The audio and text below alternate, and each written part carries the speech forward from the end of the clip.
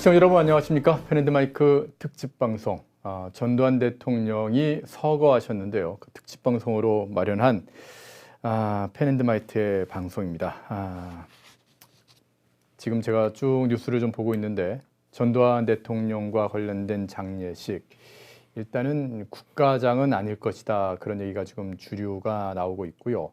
문재인 대통령도 전두환 전 대통령의 서거 소식과 관련해서 추모의 메시지는 내지 않겠다 그런 소식도 좀 들어와 있고, 또 이재명 후보 같은 경우는 내란 범죄자를 조문할 생각이 없다 이렇게까지도 얘기하고 있는데, 저희 펜앤드마이크 시청자 여러분께서는 전두환 대통령에 대해서 어떻게 생각하십니까? 저희 펜앤드마이크에서는 지난 10월 26일 그러니까 11.6부터 또 앞으로 다가올 이제 12.12까지 제5공화국의 어떤 출범 과정에 대해서 역사적으로 재조명해보는, 그 당시에 실제로 사셨던 분들, 그 당시에 활동하셨던 분들을 모시고 재조명해보는 특집 방송을 해오고 있는데, 오늘이 11월 23일이지 않습니까? 딱 그 중간 정도쯤의 지점에서 전두환 전 대통령께서 서거를 하셨습니다. 댓글창에서도 뭐 영웅이라는 말씀도 하시고 애국자란 말씀도 하고 계신데요. 그리고 고인의 명복을 빈다 그런 표현도 많이 하고 계신데, 사실 우리는 전두환 대통령에 대해서 제5공화국에 대해서 오해하고 있는 점들이 상당히 많습니다. 저도 이제 펜앤드마이크에 근무를 하면서부터 전두환 대통령에 대해서 새로 공부하는 내용들이 굉장히 많았거든요. 우리가 흔히들 닥치지 않은 위기는 위기로 기억되지 않는다 그런 말을 하지 않습니까? 전두환 대통령이 만약 없었더라면 우리는 1980년 그리고 1981년 이때 아마 일찌감치 외환 위기를 겪었을지도 모릅니다. 실제로 그 당시에 어떤 IMF의 발표 자료나 그런 걸 보게 되면 1977년부터 79년까지 박정희 대통령의 어떤 말기가 되겠죠. 그 18년의 집권 기간 동안에 그 마무리되는 그 시점에서 보게 되면 박정희 대통령 같은 경우에는 우리나라의 이제 중화공업을 막 육성을 하면서 수출 주도의 경제 성장, 외자도 많이 빌려왔고요. 그 외자를 통해서 어떻게 보면 국내 산업을 증진시키는 그런 정책을 추진해왔기 때문에 좀 국가 부채가 좀 많이 늘어나는 그런 상황이었습니다. 그런 상황에서 오일 쇼크가 터지면서 어떻게 보면 전 세계의 금리가 오르게 되고요. 77년부터 79년까지 3년 동안 우리나라가 갚아야 되는 외국 부채의 원리금 상환의 합계가 68억 불이었는데 같은 기간 우리가 외자로 도입한 돈이 73억 불이었습니다. 그러니까 빌려온 돈 가지고 나라의 빚, 원리금을 갚는데 거의 다 써야 되는 그런 상황까지 몰렸던 것이죠. 그런데 놀랍게도 전두환 대통령 7년 동안 그 많던 국가 부채를 다 갚습니다. 그리고 돈을 빌려주는 채권국이 되는 거죠. 그때 왜 IMF에서 뭐 아르헨티나, 브라질, 멕시코, 한국 이렇게 4개 나라는 아마 외환위기를 맞게 될 거다 그런 얘기들을 했었는데, 놀랍게도 한국은 그런 외환위기를 겪지 않았던 겁니다. 전두환 대통령 뭐 3조 호황 때문에 그런 거야 그런 식으로 말씀하시는 분도 있겠지만은, 그럼 브라질하고 멕시코, 아르헨티나는 왜 그런 위기를 겪어야 했습니까? 한국은 겪지 않았거든요. 이것뿐입니까? 뭐 전두환 대통령에 관해서 우리가 잘 모르는 내용들이 참 많습니다. 뭐 불자, 불교 신도로 많이 알고 있지만 사실 고등학교 때 가톨릭 신자였고 세례명이 베드로였다 이런 얘기도 있고요. 또 그 아들인 전재용 씨가 지금 목사 수업을 하고 있는데, 그 아들이 목사 수업을 해서 목사가 되겠다고 하니까 아들 재용 씨한테 잘 선택했다. 네가 이제 안수를 받아서 교회를 열게 되면 내가 거기에 출석하겠다라고까지 얘기한 적도 있는 그런 전두환 대통령인데요. 오늘 전두환 대통령이 90세를 일기로 서거한 그 날을 맞아서 저희 펜앤드마이크의 근현대사 전문가시죠. 김용삼 대기자님과 함께 전두환 대통령 그리고 그가 만들어낸 5공화국, 우리는 어떤 점을 기억을 해야 되는지 한번 짚어보는 시간을 갖도록 하겠습니다. 네, 대기자님 어서 오십시오. 네, 안녕하십니까. 제가 간단히 뭐 좀 설명을 해드렸는데요. 참 우리 국민들이 예. 이 전두환 대통령과 5공화국에 대해서 잘못 알고 있고 또는 기억하지 못하고 있는 분이 너무 많은 것 같습니다. 예. 어느 한 시대를 살아가는 사람들이 예. 그 사람에 대한 평가를 할 때 저에게 야 일제 시대가 이랬어. 음. 그러면은 저희들은 일제 시대를 경험을 안 했기 때문에 예. 그 일제 시대가 이랬어라고 얘기하는 사람의 의견을 듣고 그 시대의 모습을 그립니다. 예. 마찬가지로 음. 지금 30대나 이런 사람들에게는 전두환 시대는 이랬어. 그러면은 이분들은 전두환 시대를 아예 살지를 못했으니까. 살지를 못했으니까 이제 이랬어라는 사람의 이야기를 듣고 그 시대에 대한 이미지를 만들어내요. 예. 그러니까 지금 우리는 뭐 이승만, 박정희, 전두환 이런 사람들은 국가를 위기에서 구해낸 사람들인데 예. 이 사람들을 전부 뭐 파렴치한 인간, 뭐 내란을 뭐 한 사람, 뭐 쿠데타로 뭐 독재를 한 사람, 뭐 다 이런 식으로 만들어 놓고 예. 마치 뭐 민주화가 강물처럼 흐르는 민주화 시대의 지도자만이 진정한 지도자인 것처럼 만드는 역사 날조가 아주 조직적으로 진행이 되고 있습니다. 예. 따라서 우리가 그 시대를 어떻게 살았느냐는 역사적 사실을 우리가 정확하게 후대들에게 알려주고 예. 자 그 시대에 이랬다 그랬는데 너희들은 이 역사적 사실을 가지고 너희들이 잘 판단을 해라 이렇게 가르쳐야 정상인데 지금은 이제 그렇지 못한 상황이 됐죠. 예. 아까 뭐 외채 말씀하셨는데 예. 뭐 삼저호황 때문이다. 뭐 누가 그 시대에 뭐 집권했어도 뭐 다 뭐 위기는 됐을 없었을 것이다. 예. 그러면 똑같은 삼저호황이 왔는데 예. 다른 나라들은 왜 그런 성과를 못 냈죠? 왜 유독 한국만 이런 대박이 났을까요? 똑같은 얘기로 박정희 대통령 예. 같은 경우도 그 당시에 미국이 전 세계에다가 어떻게 보면 예. 지원을 다 했는데 네. 왜 한국만 예. 정말 진짜 이 한강의 기적이라고 하는 그 네. 발판을 만들어낼 수 있었을까? 네. 그런 걸 생각해 보면 알 수 있는 거죠. 예. 그래서 우리가 이제 큰 우리 현대사가 흘러오는 큰 어떤 흐름으로 볼 때 전두환 시대가 어떤 시대였느냐 하는 것을 역사적 사실을 가지고 평가를 해야 되는데 오늘은 그 전두환 시대 역사적 사실을 우리가 한번 알리는 예. 그러므로 해서 전두환 시대가 이런 시대였구나 하는 거를 우리 시청자 여러분들이 정확하게 판단하실 수 있는 예. 그런 시간을 한번 마련했으면 합니다. 예. 딱 시작하자마자 전미진님께서 또 후원해 주셨는데요. 감사의 말씀을 드리겠고 우리는 전두환을 몰랐다라는 제목을 달았지 않습니까? 총 10개 부문에 대해서 우리가 몰랐던 전두환 대통령과 5.5 공화국에 있었던 일들을 차근차근 짚어보도록 하겠습니다. 어떤 것부터 시작할까요? 예, 우선 전두환 대통령을 무슨 뭐 반란 수괴 뭐 이런 식으로 지금 소위 말하는 예, 재판을 해놔서 예. 지금 엉망진창이 됐는데 네. 1980년을 살았던 사람들은 다 압니다. 예. 전두환 신군부를 역사의 전면으로 불러낸 것은 삼김이라고 우리가 이름할 수 있는 민주화 지도자들의 권력력 때문이다. 예.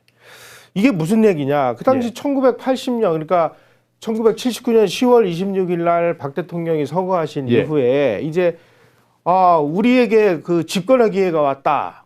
그래가지고 뭐 이 삼김이 별짓을 다 한 거예요. 뭐 부마 사태 만들어내고 광주 사태 만들어내고 정신 없었죠. 예. 특히 여기서 예. 이 김종필 씨의 역할을 우리가 봐야 될 것 같습니다. 노태우 대통령의 그 생전에 제가 이제 뭐 올해 인터뷰를 했는데 노태우 대통령의 말씀에 의하면은 12.12 서울의 봄이 진행될 때 김종필 씨가 유신을 뭐 격화시키고 박정희 대통령을 부정하지 않았으면 아마 군부는 김종필 씨를 밀어서 국가 위기 상황을 극복하려고 했을 것이다. 근데 이분이 유신을 부정하고 박 대통령 시대를 부정을 해버린 거예요. 그랬었죠. 예.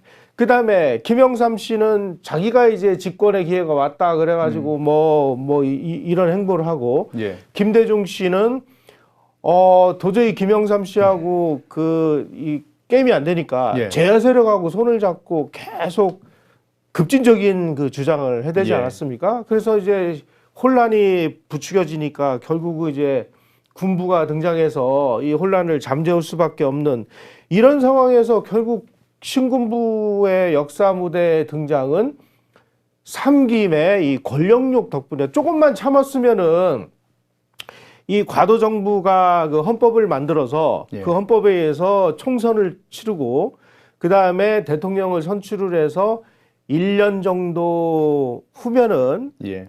민선 정부에다가 권력을 이양하기로 다 진행을 하고 있는 와중에 이런 일이 벌어진 겁니다. 예.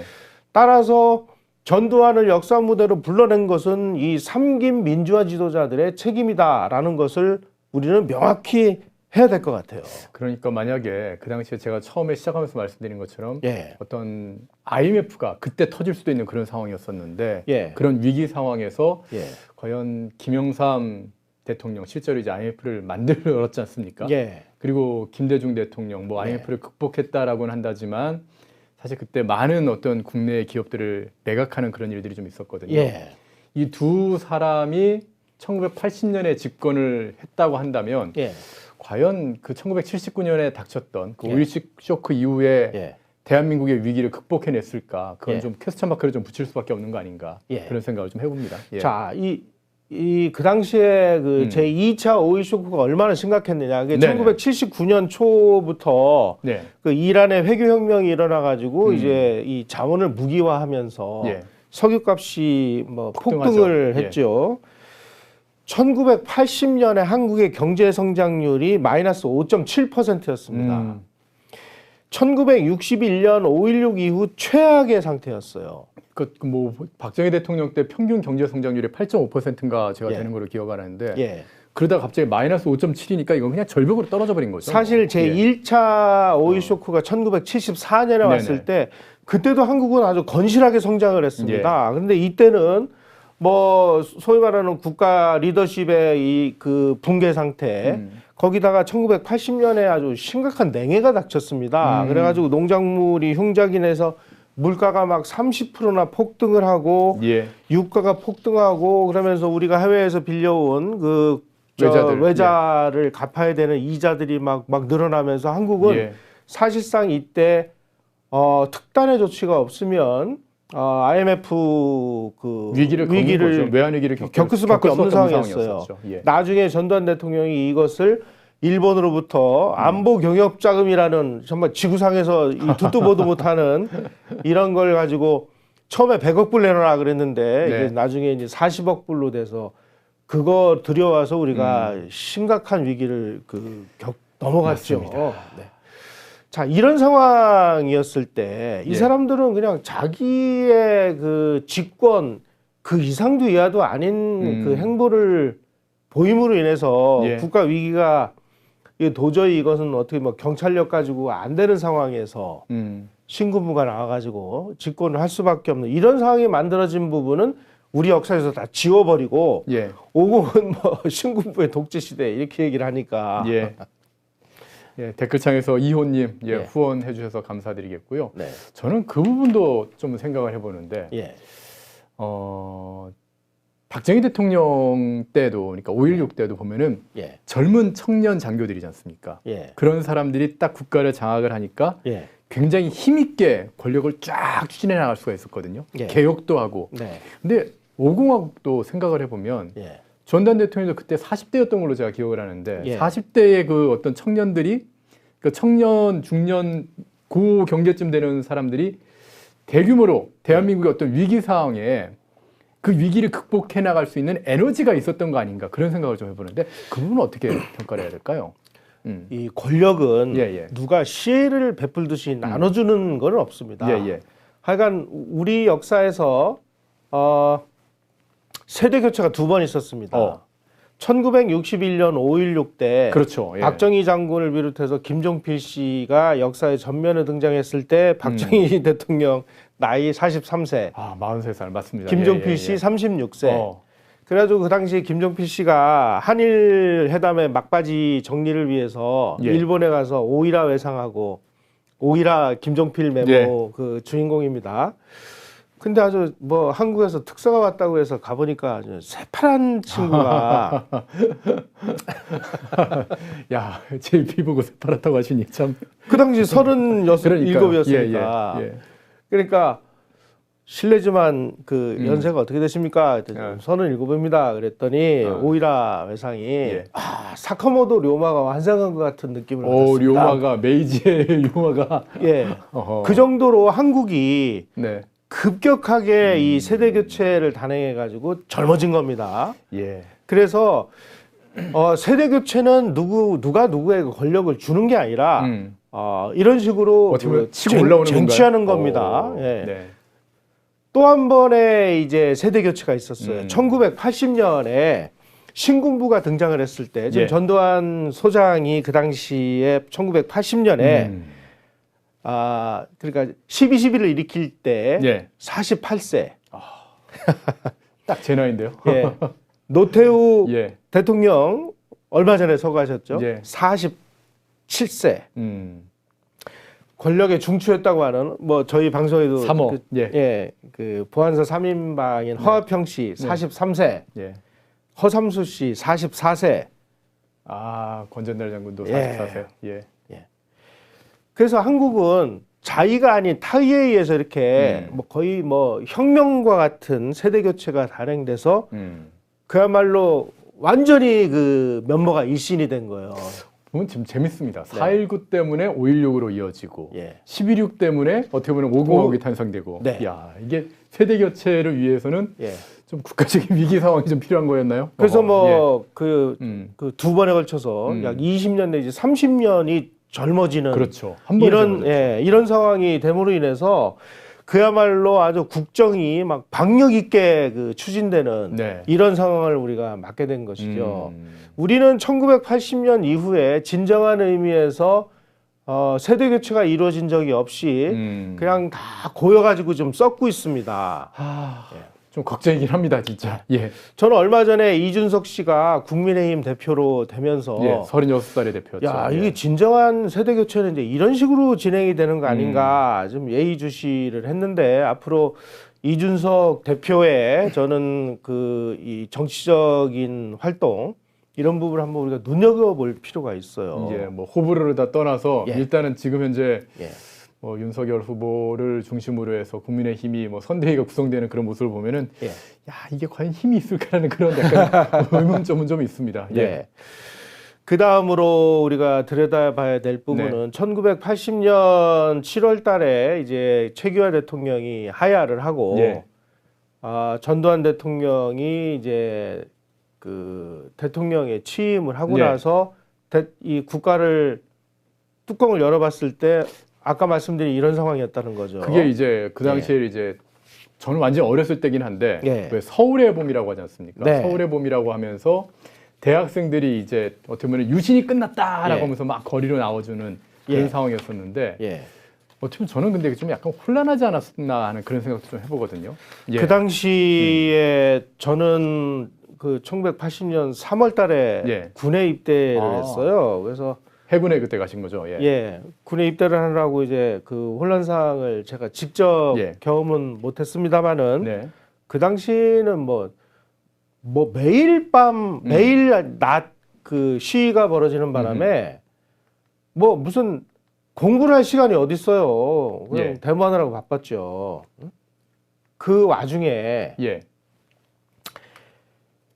그 원유가는 급등을 하죠. 뭐 차관국 그 선진국들은 긴축 정책으로 인해서 외자 도입을 전부 통제를 하죠.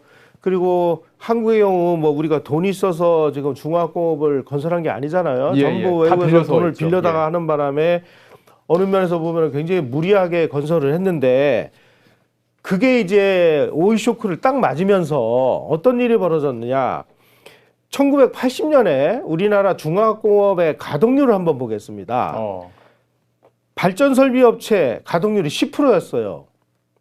선박용 디젤 엔진 7%, 자동차 30% 수준이었습니다. 이대로 가면 그냥 중화공업 관련 기업들은 파산이에요. 1980년에 마이너스 5.7%를 성장을 했고, 그러니까 그 후퇴한 거죠. 성장은 무슨 성장이에요? 물가가 30% 폭등한 것은 6.25 시기를 제외하고는 최대의 폭등이었습니다. 예. 마이너스 성장, 극심한 인플레, 국제수지 적자 급증으로 인하는 이 삼중고에서 전두환 대통령이 취임을 했으니 이 위기를 어떻게 극복을 해야 되느냐. 그때 이제 전두환 대통령이 구상한 것은 일본으로부터 우리가 돈을 빌려오는 수밖에 없다. 그 박정희 대통령 같은 경우에는 네. 어떻게 보면은 한국이 무너지면 일본도 위험하다. 공산주의 물결에 의해서 일본도 위험하다. 그런 논리를 펴면서 일본으로부터 돈을 많이 받아왔지 않습니까? 청구의 협정도 맺고요. 네. 그 전두환 대통령 어떤 식으로 하셨나요? 전두환 대통령은 네. 야, 우리가 이 어마어마한 군사비를 들여가지고 대한민국을 지켜주는 바람에 일본은 공짜로 지금 안보를 누리고 있는 거 아니냐. 너희들 예. 지금 공산주의하고 싸우는데 돈 한 푼 냈느냐. 그래서 우리가 비슷한 논리군요. 예, 예. 똑같은 논리예요. 우리가 대신 지켜주고 있으니까 예. 거기에 대한 그 안보 경협 차원에서 우리가 좀 어려우니까 너희들이 좀 기여를 해. 그래가지고 예. 1981년 4월 23일 날 예. 전두환 대통령이 노신영 그 당시 외무장관을 통해서 네. 그 당시 주한 그 일본 대사가 스노베 료조라는 대사였습니다. 이분에게 이렇게 얘기를 했어요. 한국이 대규모 군사력을 유지해서 일본을 지켜주고 있으니 일본은 향후 5년간 총 100억 달러를 내놓으라. 100억 달러. 빌려달라도 아니고 예. 아니 빌리는 게 차관이 아니라 그냥 내놓으라고요? 예. 와. 그러니까 그 얘기를 들은 일본 외무성 아시아 국장 이름이 기우치 아키타네라는 사람인데 네네. 이 양반이 이렇게 발표한 게 언론에 보도가 됐습니다. 일국의 외무장관이 말이야. 예. 갑자기 주재국 대사를 불러서 100억 달러를 내놔라. 그것도 국방예산 분담 명목으로 윽박지르다니 한국 정부 좀 미친 것 아니냐. 충분히 저렇게 나올 만하죠. 예. 우리가 지금 갑자기 일본한테 뭘 내놔라 그러면은 주겠습니까? 이거 아니, 저때 100억 뿌리면 어마어마한 돈일 테니까요. 1981년이니까 예. 우리가 1963년, 65년에 예. 일본하고 그 수교 타결하면서 무상 3억 불, 유상 2억 불, 그 청구권 플러스 협정으로 받은 거. 알파에서 예. 우리가 일본으로부터 지원받기로 한 금액이 8억 불이잖아요. 예, 물론 약간 시간이 좀 흐르긴 했지만 그래도 그 100억 불이라니 이게 말이나 되는 소리냐. 네네. 뭐, 그 난리가 났습니다. 그런데 이 작전은 어떻게 시작이 된 거냐. 전두환 대통령이 1981년 2월에 네. 대통령 당선자 자격으로 미국을 방문해서 레이건 대통령하고 회담을 했습니다. 야, 이 사진도 진짜. 예. 아. 그때 레이건 대통령하고의 회담에서 네. 한국이 태평양에서 미국의 지금 방호병 역할을 하고 있습니다. 네네. 그런데 우리가 지금 경제가 어려우니까 일본이 좀 기여를 좀 해야 될 것 같습니다. 예. 이렇게 얘기를 하더래요. 그 레이건 대통령이 관심을 많이 가지더래요. 그래서 요 얘기를 제가 50 계신 분들에게 좀 여쭤봤습니다. 예. 그랬더니 이제 이 상황을 잘 알고 있는 게 허화평 이사장인데 이분이 전두환 대통령이 레이건 대통령한테 이렇게 얘기했대요. 각하, 지금 우리가 이 공산주의를 막아야 됩니다. 그렇죠. 그런데 우리가 경제가 어려워서 지금 그런 부분에 힘을 못 쓰고 있는데 우리가 일본으로부터 돈을 한 100억 불쯤 지원받아서 뭐 우리가 공짜로 달라는 건 아닙니다. 다 갚겠습니다. 이 돈으로 우리가 미국제 무기를 사서 우리가 안보를 강화하겠습니다. 이렇게 얘기를 했다는 거예요. 그 당시 이제 레이건 같은 경우는 어떻게 소련과의 정말 예. 완전 냉전이 가장 치열할 시기지 않습니까? 악의 축이라고 이렇게 그랬더니 레이건 대통령이 아주 지대한 관심을 보이더랍니다. 네네. 그래서 야 이거 도와줘야 되겠다. 그래가지고 일본을 압박을 하기 시작한 거예요. 이게 협상이라는 게 상당히 항상 그 상대방이 원하는 부분을 이렇게 딱 들어주면서 해야지 협상이 진척이 되지 않습니까? 그래서 이제 기가 일본도 막히네요. 갑자기 100억 불을 내놔라 그러니까 이게 웬일인가 해서 보니까 전두환 정권을 분석을 해보니까 이 신군부 사람들은 과거처럼 뭐 정의나 의리나 뭐 이런 걸 내세우면서 막 읍소를 하는 게 아니라 당연한 것으로 그 권리처럼 요구를 해서 받아내려고 하니까 그 무슨 곡절이 있나 보다. 예. 보니까 이게 미국의 큰 구상하고 이게 연결이 돼 있는 거예요. 국제 질서를 갖다 파악을 하고 있었군요. 네. 힘의 역학관계를 정확하게. 그래서 1981년 8월 20일 날 예. 도쿄에서 외무부 장관 회담이 열렸습니다. 아우 낙하손해다. 예. 그래서 거기서 이제 그 100억 불은 도저히 그 당시 일본도 그 돈이 그렇게 많이 없었을 때입니다. 예. 도저히 100억 불은 무리니까 그러면 우리가 60억 불로 깎아줄게 이렇게 된 거예요.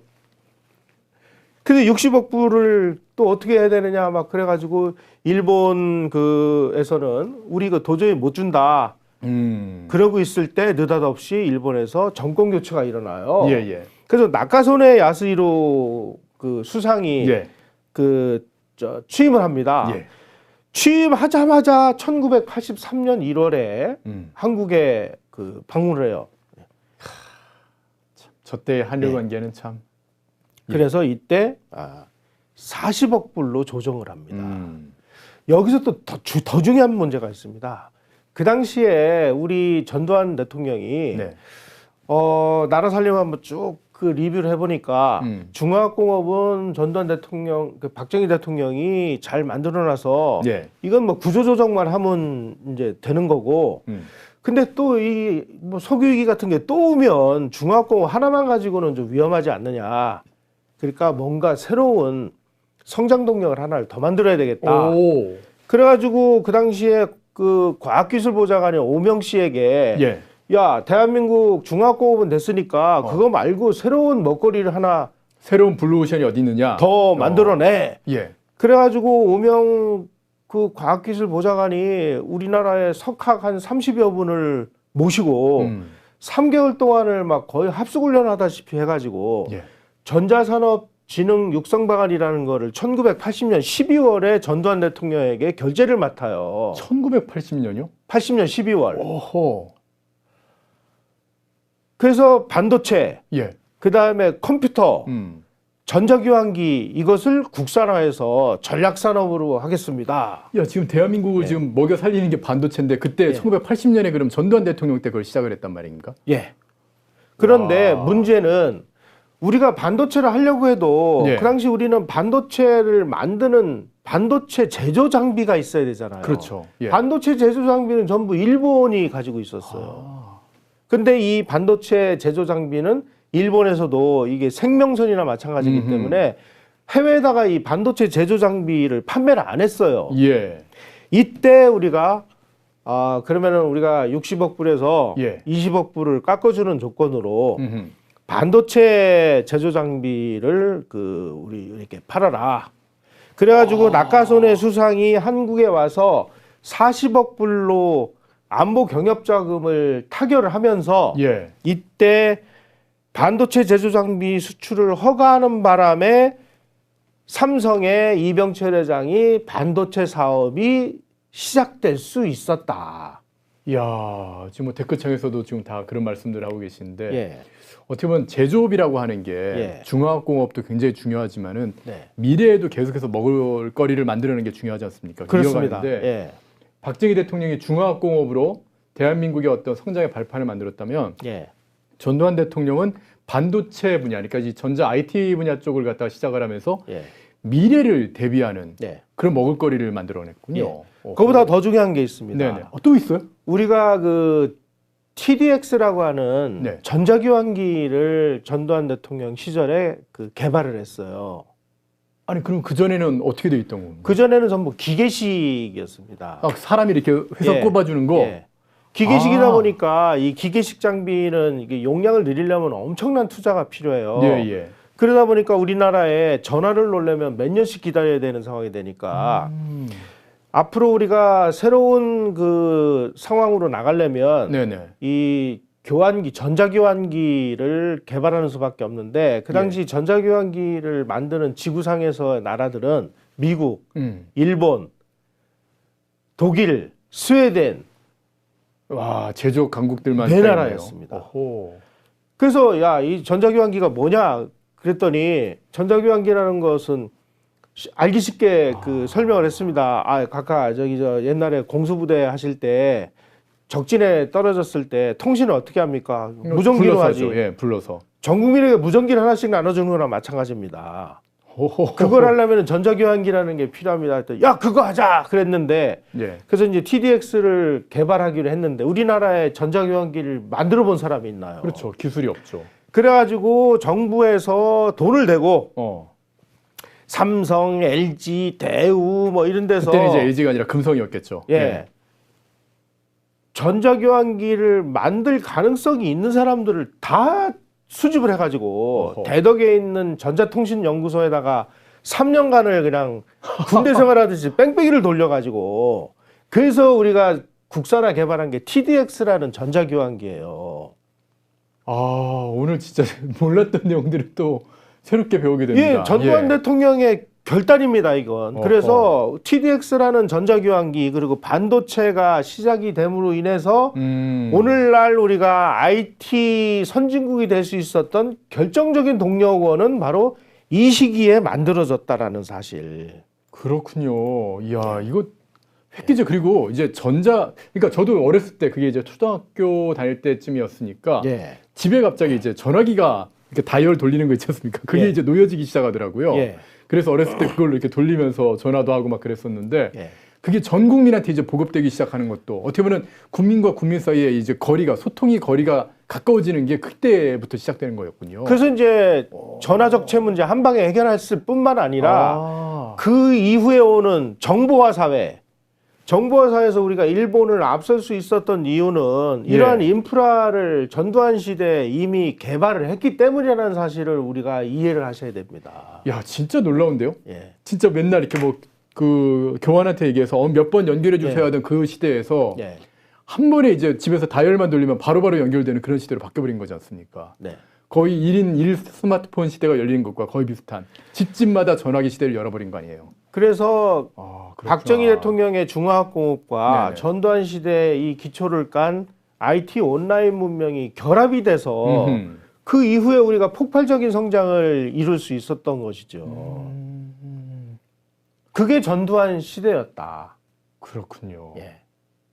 그 당시에 우리가 예, 지금과 같이 아주 뭐 일본 하면은 일본 사람들 뭐 살점을 씹어 먹을 정도로 지금 반일 감정이요. 반일 감정이 예. 국가 차원에서 지금 정부 차원, 정권 차원에서 반일 감정을 부추기는 나라라면 이 위기가 왔을 때 이 위기를 그럼 어떻게 할 거예요? 또 무슨 가죽 잠바 입고 독도가 가지고 무슨 쇼나 하고 있지. 어?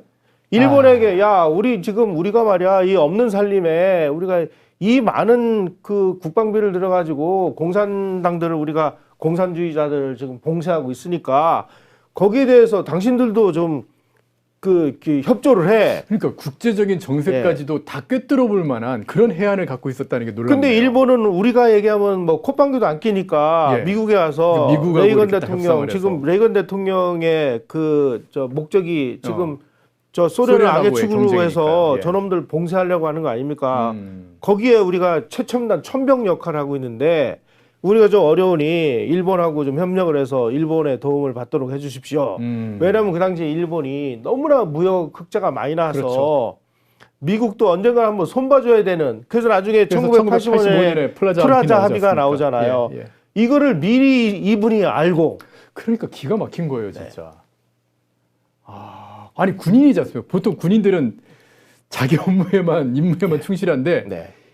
혹시 그 전두환 대통령이 예. 미국 유학을 하지 않습니까? 예. 웨스트포인트에서 이제 유학하고 하면서 미국에 대해서도 어느 정도 좀 그런 식견이 있었던 건 아니었을까요? 아니 그 당시에 그 육사 11기는 네네. 1951년에 이승만 대통령이 한참 지금 전방에서 전쟁을 하고 있어서 한 명의 젊은 병사가 아쉬울 때 네네. 최고 엘리트 청년들을 뽑아가지고 예. 4년제 육사를 만들어가지고 얘네들이 앞으로 군을 이끌어야 된다 그래가지고 얘네들은 전쟁터에도 안 내보내고. 그렇죠. 근데 우리가 교재가 어디 있어요? 다 미국 웨스트 포인트 그 교재 다 들여다가 미국 번역해서 교재를 갖다가 미국식 교육을 받았고 그리고 뭐 소위 중위 대위하면서 필요한 모든 그 교육을 전부 미국식으로 받았고 때마다 또 미국으로 유학을 가서 예. 공부를 하고 온 소위 말하는 웨스트포인트가 길러낸 웨스트포인트형 미국식 민주주의 군대의 천병이었다는 것이죠. 그러다 보니까 어떤 국제적인 어떤 감각 자체도 예. 세계를 보는 눈도 네. 상당히 좀 열려 있는 그런 상황이었고 그러다 예. 보니까 국제 정세가 이건 냉전 시대의 미소 대결 속에서 한국이 미국을 잘 이용하면은 네. 지금 현재 눈앞에 와 있는 외환위기도 극복할 수 있겠구나라는 거를 그렇습니다. 잡아냈던 거군요. 예. 오. 거기다가 이 네네. 전두환 대통령은 이 참모진의 중요성을 누구보다도 이제 잘 깨달았기 때문에 네. 그 502 출범하면서 네. 어느 정도의 이 인맥 인원들을 했는지 한번 보겠습니다. 예.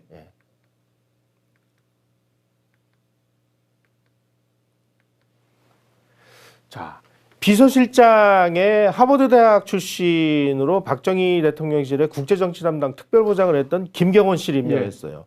경제수석 비서관에 강력한 개방론자인 김재익 씨를 발탁을 해요. 하이에크를 외쳤던 김재익 수석이 나오는군요. 국무총리의 박정희 시절 경제정책의 주역인 남도구 씨를 국무총리로 모셔요. 네. 경제기획원 장관의 한국은행 총재 출신 신병현 씨를 모셔요. 재무부 장관의 이승윤, 외무부 장관의 노신영, 이런 그야말로 당대 최고의 엘리트들을 국가 주요 사령탑에다가 앉히고 예. 대통령을 보좌하도록 한 거예요. 그러니까 박정희 이 대통령이 뭐 용인술의 대가라고 이렇게 알려져 있지만 예. 전두환도 그에 못지않은 최고 엘리트들의 보좌를 받아가지고 이런 국가적으로 중요한 부분의 이 의사결정을 할 수 있었다는 것이죠. 아니 보통 이제 쿠데타로 예. 집권하는 세력들이 전 세계적으로 이렇게 보게 되면은 예. 자기 측근들을 요직에다 앉히다가 결국에 예. 망하고 마는데 네. 이건 좀 놀라운 결과거든요. 전두환 대통령이 경제 분야는 경제 전문가에게, 외교 분야는 외교 전문가에게 맡긴다. 예. 자기의 측근들은 어떻게 보면 군인들은 2명밖에 없었다. 네. 이건 좀 놀라운 거 아닙니까? 그 다음에 예. 경제관에서 김재익 수석에게 야 경제는 내가 잘 모르는데 앞으로 공부를 할 건데 경제는 당신이 대통령이야 전권을 가지고 해 이런 식으로 권한을 위임을 하는 거예요. 네. 권한을 위임하고 이 사람이 잘하나 못하나 쫙 이제 보는 거죠. 네. 이러한 리더십 이거를 이제 미국식 민주주의 의사결정 구조라고 하는 건데. 네. 전두환 대통령은 국정운영 과정에서 중요한 의사결정은 미국식 토론구조로 진행을 했다. 이건 제가 노태우 대통령이 직접 들은 얘기인데 청와대에서 이제 국무회의 할 때 어느 한 사안이 있어요. 예. 일본으로부터 지금 경협자금을 들여와야 되겠다. 네. 그럼 막 와글 이거 일본이 뭐 우리에게 돈 주겠습니까? 막 와글. 아니 자유로운 토론 분위기가 됐다고요? 예. 아니 군 출신인데? 그러니까 원래 이 미국식 군대라는 것은 예. 이런 식으로 의사결정을 한다는 거예요. 참모진들이 어느 한 사안을 가지고 그러면 이제 A안, B안, C안으로 정리가 돼요. 정리가 되겠죠. 그러면 A안의 장점은 뭐, 단점은 뭐, 네. 돈은 얼마, 문제점, B안은 뭐, C안은 뭐 해가지고 A, B, C안을 가지고 이제 막 난상 토론을 벌여요. 다 들은 다음에 예. 그 다음에 A안 이렇게 결정해 주는 게 지휘관이자 리더라는 거예요. 맞죠. 이거를 이 사람들은 육사 시절서부터 뼈저리게 이 리더십 교육을 받은 겁니다. 이승만 대통령이 만든 육사, 정규 육사라는 것은 이런 미국식 웨스트포인트 제도를 들여다가 예. 한국군이 그 전까지는 전부 일본군, 관동군, 만주군, 중국군 이런 출신들이 이끌어 왔잖아요. 예. 이걸 구군부라고 우리가 통칭 한다면 네. 신군부로 대별되는 이 전두환 노태우 육사 11기들은 이런 식으로 미국식 민주군대로 탈바꿈한 거예요. 이걸 사관학교 시절부터 이 체득을 한 사람들이 대통령이 된 겁니다, 지금. 야, 이건 좀 놀라운 그래서 일인데. 예. 전두환 시대 국가정책 의사결정은 민주화 지도자 시대에 비해서 훨씬 민주적이고 합리적이었다. 아니 이건 진짜 우리가 잘못 알고 있는 내용이었거든요. 예. 그러니까 신군부는 군부 독재의 연장선에 있었고 예. 모든 건 이제 전두환 대통령이 왜 그 땡전 뉴스 딱 하면서 전두환 대통령께서는 하면서 쫙 지시하는 것처럼 이렇게 알고 있었는데 네. 그게 아니라 네. 치열한 국무회의 안에서 토론을 벌려서 플랜 A, 플랜 B 이렇게 쭉 나가면서 거기서 결정만 했다는 거 아닙니까? 그 전까지는 충분히 민주적인 절차를 거쳤다는 거 아닙니까? 아니 김영삼 대통령 시절에 뭐 깜짝 놀랐지 뭐 이따우 그 얘기는 이 시대는 없었다는 겁니다 이게. 응? 그래서 박정희와 전두환 대통령이 예. 다른 대통령들보다 더 위대한 업적을 달성한 이유는 그 사람들이 독재 권력을 휘두른 때문이 아니라 네. 능률적인 리더십을 발휘했기 때문이다. 그래서 그 관료들도 보면은 예. 전두환 노태우 대통령실의 의사결정이 가장 합리적이었다라고 다들 이구동성으로 인정을 합니다. 저희가 그 제5공화국 시리즈를 예측하면서 역사의 증언을 여러분께 지금 시리즈물로 보내드리고 있는데 예. 이 그 당시에 있었던 경제 전문가들이나 그 당시에 있었던 관료분들도 한번 모셔가지고 그분들의 얘기도 한번 들어볼 필요가 있겠네요. 아, 다 준비를 해놨습니다. 예. 예. 그래서 전두환, 노태우 이런 분들은 다른 대통령보다 더 실용적인 정책 예. 목표를 설정을 하고 그리고 경험과 역량을 겸비한 우수한 인재들을 등용해서 예. 뛰어난 조직 관리 능력으로 이 행정부의 역량을 최대한으로 활용했기 때문에 예. 성과를 낼 수 있었다. 음. 그런데 우리는 그 시대를 뭐라고 얘기하고 있어요? 아, 전두환 독재 시대. 이렇게만 알고 있잖아요. 근데 왜 이렇게 인기가 없게 됐을까요? 이게 전두환 대통령의 시기가 예. 실제로 그 당시를 이제 살았던 뭐 저도 이제 어린 시절이긴 하지만은 예. 부모님들도 다 환영했던 그런 시기고 예. 그런데 왜 이렇게 전두환 대통령의 그 시기는 예. 뭐 신군부의 독재며 쿠데타며 뭐 심지어 무슨 뭐 아까 뭐 내란죄 뭐 이런 예. 식으로 해갖고 이재명은 뭐 자기는 뭐 조문도 안 가겠다만 그런 얘기를 갖다가 이제 막 하고 있지 않습니까? 예. 왜 이렇게 인기가 없었던 건지. 자, 예. 어느 누구에게 국민들에게 네. 국민 여러분 우리가 뭐 내일 굶어 죽고 뭐 애새끼들이 무슨 뭐 거지가 되든 말든 지금 당장 그 뭐 현찰로 나눠줄 테니까 모이세요. 그래가지고 네. 1인당 얼마씩 나눠주는 이 포퓰리즘을 그 신봉하는 이 지도자들이 좋으냐? 예. 아니면 국민들에게 여러분 공짜는 없습니다. 어허. 응? 피와 땀과 눈물을 흘려서 예. 오늘보다 나은 미래를 우리 후손들에게 물려줍시다. 아 오늘보다 나은. 우리 세대가 희생을 합시다라고 얘기하는 사람과 누가 더 인기가 있을 것 같아요? 아 근데 이 세계사를 이렇게 쭉 살펴보면은 예. 돈 나눠주는 사람이 인기가 있더라고요. 네. 예. 정부가 인기 위주의 정책을 추진하면서 국가 효율성을 높이는 일은 현실적으로 불가능합니다. 민간 정치인들은 특정한 목표를 설정하고 정치력을 동원해가지고 해결을 하려고 하는 민심 우선형 리더십들이었습니다. 어허. 민심을 먼저 살펴서 네. 아 이거 인기 없겠지? 그러면 안 해요. 그런데 따라서 이 사람들은 국민들이 좋아할 만한 인기 위주의 정책들만 골라서 시행을 했어요. 그런데 국민들에게 피와 땀과 눈물과 고통을 요구하는 정책이나 개혁 어젠다는 예. 철저히 회피를 했습니다.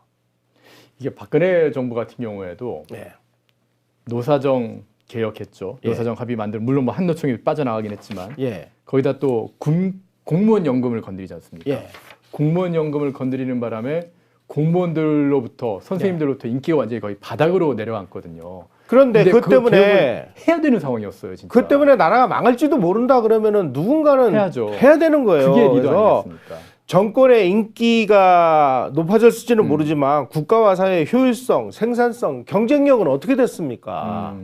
자, 우리가 정말 말 나온 김에 예. 오늘 전두환 대통령을 추모하는 이런 예. 방송이니까 이런 얘기도 좀 해야 되겠습니다. 예. 혁명이나 쿠데타 세력이 인기가 없었던 이유는 뭐냐? 네.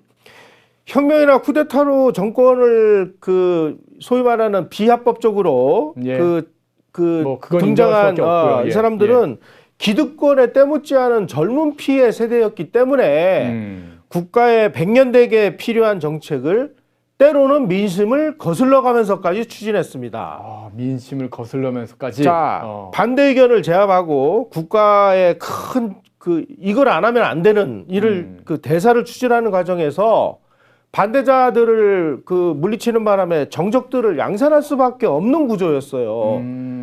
쉽게 말씀드리겠습니다. 예. 경부고속도로에 찬성한 사람 있습니까? 하하, 그러네요. 한일회담 할 때 한일 수교해야 된다고 우리 국민들 중에 한일 수교 찬성한 사람들 있으면 나와보세요. 예. 제가 그 유상부 포스코 회장을 인터뷰한 적이 있습니다. 예. 유상부 회장 하시는 말씀이 유상부 회장은 제철소를 건설하는 것을 전문으로 하는 분이었어요. 야, 그때 우리가 포항제철 103만 톤 끝나고 네. 뭐 205만 톤, 300만 톤, 500만 톤으로 정신없이 늘려가는 네. 일을 하고 있는 과정에 제일 힘든 일이 뭔 줄 알았느냐? 전 국민이 제철소 반대한 거였다. 국민들이 반대한다. 조선일보, 동아일보가 제일 세게 반대했다. 제철소는 무슨 놈의 제철소냐 말이야. 돈도 없는 판에. 그 당시에 사다 쓰면 되지. 예, 기억하시는 분들이 있으시군요. G 스티브님 같은 경우는 그때 서울대 교수들이 다 반대했고 예. 고속도로는 누가 반대했어요? 김영삼, 김대중 씨가 다 반대했잖아요. 예. 자, 한일 회담을 통해서 일본으로부터 그 자금을 받아다가 우리가 좀 경제발전해서 국민들 밥 굶는 사람들 밥이라도 먹이려고 했는데 전 국민이 다 들고 일어나서 박정희는 제2의 이완용이라고 욕하면서 63 사태라고 해서 63 동지회를 만들어 가지고 지금까지 우리 63 세대가 뭐 훌륭한 일을 했습니다라고 돌아다니고 있는 저 이재호 씨 같은 사람들 예. 정말 양심에 가슴에 손을 얹고 한번 생각을 해보세요. 그런 와중에 전 국민의 반대가 있는 와중에 야, 국민들이 반대하니까 이거 좀 다음에 하자 이랬으면 대한민국이 발전이 있었겠습니까? 참 국민들은 아무래도 이거 뭐 국민을 폄하하는 거는 절대 아니고요. 예. 정보가 좀 부족하고 예. 그럴 수밖에 없기 때문에 네. 이렇게 좀 근시안적인 판단밖에 할 수 없는 경우가 많거든요. 예. 그러다 보니까 그걸 국민들한테 인기를 얻지 못하다고 하더라도 좀 멀리 내다보면서 이거는 꼭 해야 된다고 해서 강하게 추진할 수 있는 거. 예. 이게 오히려 그러니까 쿠데타 세력이라고 하는 걸 무조건 이렇게 색안경 끼고 저거는 자기 이득. 물론 전 세계 쿠데타 세력이 대부분은 자기의 이익을 위해서 이렇게 일하는 사람들이 많았지만은 예. 우리나라에 있었던 뭐 박정희 대통령의 쿠데타 군부 세력이라든지 전두환 대통령의 쿠데타 그 군부 세력들 같은 경우는 자기의 이익보다는 국가적 이익을 위해서 먼저 생각하고 국민들을 좀 이렇게 끌고 가는 하드캐리하는 요즘 젊은 사람들 표현으로 하드캐리하는 그런 모습을 좀 보여줬던 건 아니었나 그런 생각을 하게 되는군요. 예. 그러니까 당연히 인기가 없고 전부 저 독재자야, 독재 정권이야 이렇게 욕을 얻어먹을 수밖에 없는 우리 민도가 이 정도밖에 안 되는 거예요. 자, 우리가 전두환 대통령 시절에 그 무엇보다도 중요한 그 일 중에 하나가 네. 인플레를 그 잡은 일이었습니다. 맞습니다. 그 진짜 박정희 대통령 마지막에 네. 물가가 막 30%씩 올라가고 막 그랬거든요. 예. 자, 그러면 예. 아니 인플레를 그 억제했어. 그러면은 말은 쉽죠. 네. 그런데 아니 그렇게 쉬우면은 박정희 대통령 시절에 물가 왜 못 잡았어요? 그 철권 통치를 했는데. 아니 전 세계가 문제가 생기는데 그거 어떻게 그걸 우리나라만 싹 빠질 수가 있습니까? 그 전두환이라는 사람은 야 물가 안정을 시켜야 되겠다. 우리가 죽으라고 경제 성장하면 뭐하냐? 네. 물가가 우리 15% 경제 성장했는데 물가가 20% 오르면 앉은 자리에서 마이너스 5% 아니냐? 예. 이래가지고 무슨 놈의 국민들이 잘 사냐? 국민들이 실제로 잘 살려면은 물가를 잡아야 되고 물가를 잡되 성장은 고도로 해야 되겠다. 그리고 지금 우리의 이 목줄을 쥐고 있는 외국 빚을 갚아야 되겠다. 예. 국제 수지 개선 이 세 가지를 목표로 정했어요. 그래서 뭐라고까지 선포를 했느냐? 인플레는 국가를 좀먹는 암이다. 예. 이를 제거하기 위해서는 나는 내가 단임을 약속한 대통령이기 때문에 네네. 내가 다음에 나는 대통령 다시 안 해도 되거든. 나 인기 없어도 좋거든. 예. 나는 물가는 내가 잡아야 되겠어. 예. 그러니까 내가 물가 잡는 일에 시비 걸지 마. 이렇게 된 거예요. 문제는 전두환 정부의 이 물가를 잡는 이 정책은 우선 첫째로 공무원 기업에다가 예. 너희들 월급 올리지 마. 월급을 못 올리게 했어요. 그 다음에 예. 정부에서 네. 추곡가수매라고 그래서 쌀을 비싼 값에 사줘요. 예. 이것도 못하게 했어요. 오. 그러니까 농민들은 막 야 저 죽일 놈 말이야 뭐 그다음에 저 기업 다니는 그 회사원이나 공무원들 군인들 다 야 우리 그걸 어떻게 살란 말이야 하고 막 난리를 치고 뭐 노동자들은 노동자대로 뭐 아우성이고 그러겠죠. 월급을 못 올리게 했으니까. 오. 그래가지고 전두환의 이 물가를 잡는 안정화 정책은 기업, 노동자, 농민 등 모든 분야에서 고통이 수반되는 그야말로 인기가 없고 그래서 그 저 중간에 총선이 있었는데 총선에서 사퇴를 해요. 예, 예. 사방에서 뭐 비난 여론이 빗발을 쳤는데 전두환이라는 사람은 야 모르는 소리 마. 나는 단임으로 물러날 것이기 때문에 여기 있잖아요. 인기에 연연하지 않고 국가의 장래를 위해서 내가 일하겠다라고 선언을 해요. 그렇게 해서 물가가 어떻게 됐습니까? 저 빨간 그래프 한번 보십시오. 야, 이건 좀 시사하는 바가 좀 있는 그래프. 파란색 그래프는 예. 경제 성장률입니다. 네. 소비자 물가가 1980년에 28.7%에서 뚝뚝뚝뚝뚝 떨어가지고 3.4, 2.3, 2.5, 2.8 이런 식으로 내려가잖아요. 네. 이건 누구 덕이에요? 그야말로 정말 인플레를 잡기 위해서 독재를 했다 그러면 그거는 나는 뭐 익스큐스 하겠어. 그래서 인플레 잡아가지고 덕분 건 누가 덕봤습니까? 그런 평가도 있긴 하거든요. 예. 세계적으로 이제 3저가 오고 거기다 미국이 중화공업 어떤 그 감축 정책을 이제 쭉 펼치면서 네. 그걸 잘 예. 올라탔다라는 얘기도 있는데 지금 말씀하신 것처럼 전두환 대통령이 우리나라 국내 물가를 그걸 맞추기 위해서 예. 월급을 통제했다. 예. 야, 이건 정말 그 독재한 건 맞아요. 쉽지 않은 예? 건데요, 진짜. 예. 그러네요. 자, 그래서 그 다음에 어떻게 됐느냐? 1980년에 그 29% 폭등했던 도매 물가가 1982년 4.7%, 1983년 0.2%로 낮아졌고 예. 해방 후부터 30년 내내 매년 10 내지 20%로 물가가 상승이 됐는데 예. 그 물가가 한 자릿수로 정착이 됐어요. 때문에 박정희 대통령은 경제 발전을 우리에게 선물했다면 네. 전두환 그렇지만 인플레는 해결을 못했습니다. 예, 예. 전두환 대통령 강력한 물가 안정으로 인플레이션의 망령에서 벗어나서 네.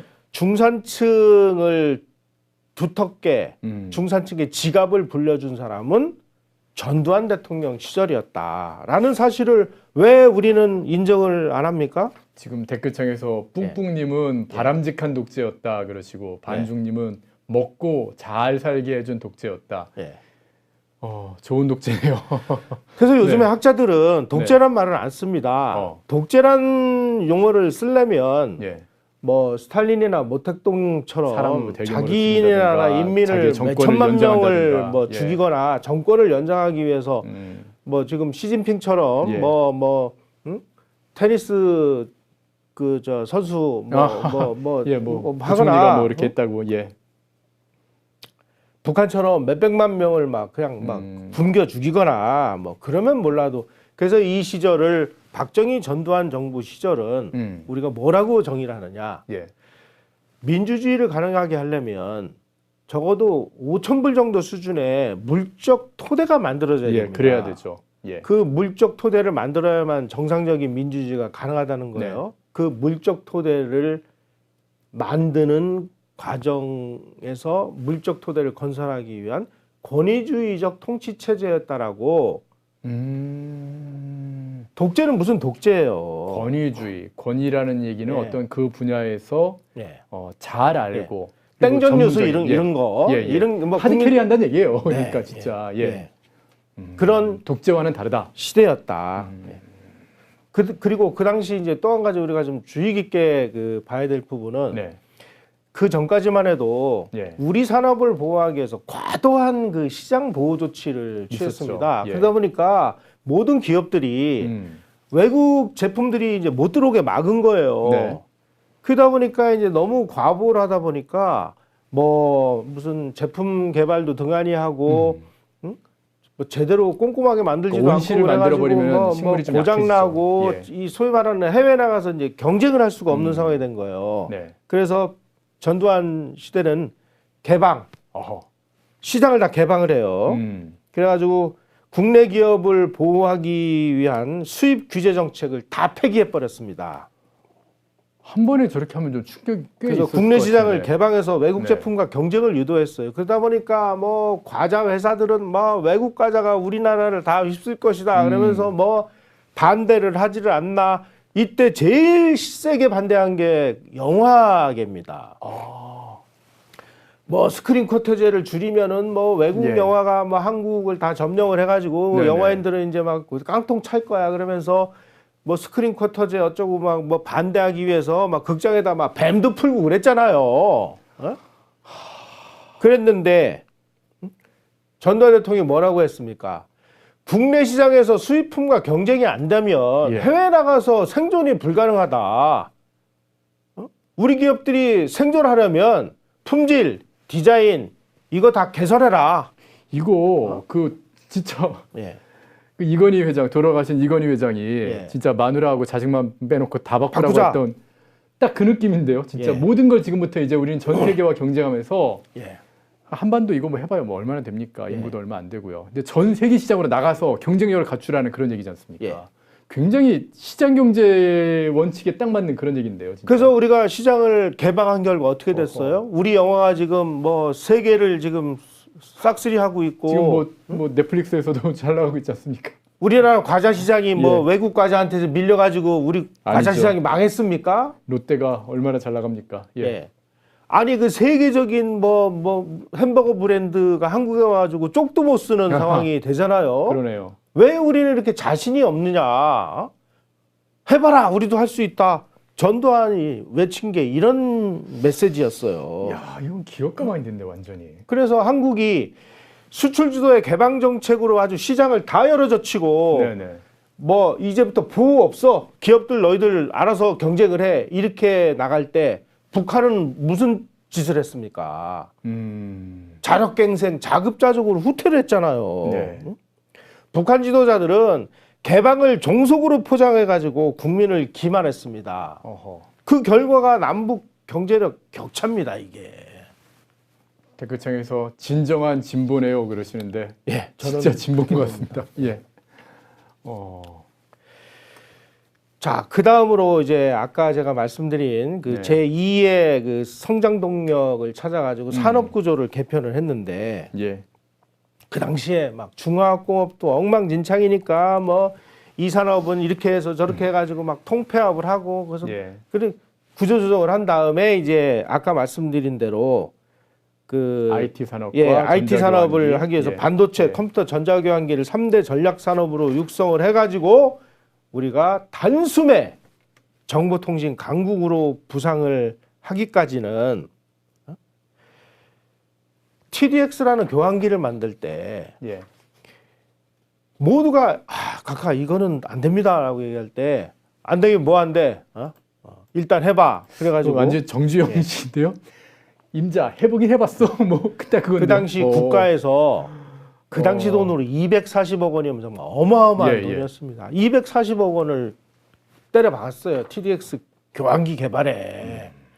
그리고 1000명의 연구진이 국가에 어디 있습니까? 그러니까 삼성, 뭐 대우, 그 당시 LG가 금성 반도체 통신이었는데 금성 그 당시 그 기계식 교환기를 만든 게 동양전자통신이라고 있었는데 거기에서 사람들 1000명 끌어다가 4년 동안 대덕 연구단지에 있는 한국전자통신연구소 거기다가 군대 그 뺑뺑이 돌리듯이 4년을 뺑뺑이 돌려가지고 우리가 TDX라는 전자교환기를 독자 개발을 함으로 인해서 오늘과 같은 IT 온라인 문명의 선두에 서게 된 것이죠. 젊은 사람들은 그런 표현하거든요. 갈아 넣었다. 어떻게 예. 보면 그 당시에 있었던 IT 인력들을 갈아 넣어서 예. 국산 TDX라고 하는 이 전자 교환기를 만들어내고 예. 그걸 발판으로 반도체 산업까지 예. 이제 쫙 나갈 수 있는. 그래서 야. 그 다음에 이제 그 갈아 다음이 뭐냐? 네. 4메가 DRAM 그 개발을 해야 되는데 그것도 300억이라는 돈을 정부가 갖다가 투자해서 이거예요. 우리 국민들이 기대하는 건 이런 거예요. 예. 진짜로. 그래서 이 당시에 슬로건이 뭐였습니까? 산업화는 늦었지만 정부화는 앞서가자. 저는 기억을 못합니다. 그것까지는 어려서 잘 기억을 못하는데 산업화는 늦었지만 정보화는 앞서가자. 진짜 대한민국이 지금 정보화에서 세계 넘버 원을 지금 하고 있지 않습니까? 어떻게 보면은 우리가 인터넷 대국이 되고 하는 그런 모든 게 전두환 시대 때 발판이 만들어진 거군요. 네, 그렇습니다. 놀랍네요. 그리고 무엇보다도 이제 전두환 시대를 이제 추억하는 분들 빼놓을 수 없는 거는 그게 아닌가 싶은데 올림픽. 그러니까 저도 이제 어렸을 때 그때 이제 초등학생이었어요. 저는 초등학생이었는데 그 88 올림픽이라고 하는 그 어떤 상징물 그래서 바덴바덴이었나요? 거기서 꼬리야 딱 나올 때 그걸 막 그 뉴스에서 많이 봤던 그런 기억이 있는데 우리는 뭐 올림픽이 실제로 열린 해는 노태우 대통령 시대이기 때문에 뭐 노태우 대통령이 뭐 뭘 한 걸로 알고 있는데